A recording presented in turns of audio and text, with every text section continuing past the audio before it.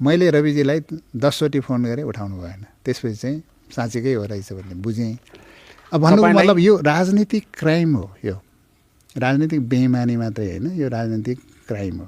किनभने एउटा पार्टीलाई समाप्त गर्ने हिसाबले जुन एक्टिभिटिजहरू उहाँहरूले गर्नुभयो र अन्तिममा आएर धोका दिनुभयो है, यो ठुलो क्राइम हो।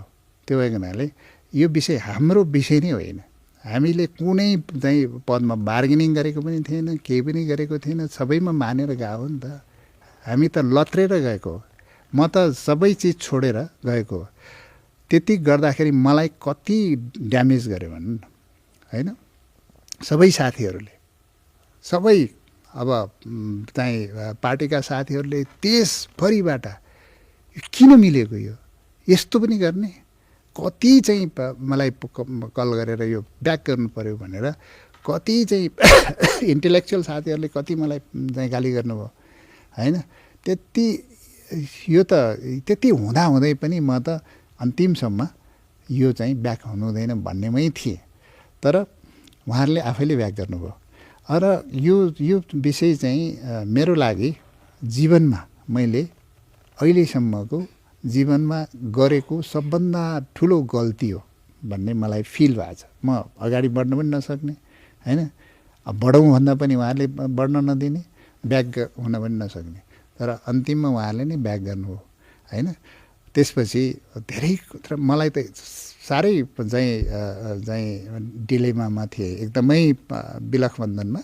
यो कसरी चाहिँ यसलाई टुङ्ग्याउने, अगाडि बढ्ने भन्नेमा थियो सबैको। अब धेरै साथीहरू यो उज्यालो नेपालमा लागेका त्यत्रा साथीहरू ब्याक भए, होइन?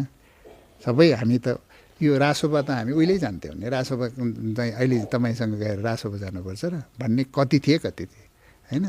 धेरै जसो साथीहरूले रासोपालाई मन नपराउने साथीहरू कति रहेछन्। सबै उज्यालो भनेर आएको हो त, तपाईँ भनेर आएको हो। अनि तपाईँलाई त्यो रासोपामा लगेर गर्ने, त्यहाँको भित्रको चाहिँ हामीलाई थाहा छ, यो तपाईँ त्यसरी जानुहुन्छ नि, हामी जाँदैनौँ भन्ने त्यस्तो थियो। त्यही कारणले यस्तो विषय अब आज उल्टो मलाई जसले एउटा पार्टी चाहिँ एउटा धरातलमा एउटा कसरी गइरहेको पार्टीलाई तल पुर्यायो, त्यो त्यसरी पनि त्यहाँ गएर सहमति गर्यो। जसले एउटा स्टाटस बोकेको मान्छे, एउटा उपसभापति, त्यो पनि थर्ड फोर्थमा बसेर पनि म चाहिँ सहमति गर्छु भनेर गएको मान्छेलाई उल्टो चाहिँ पद खोजेको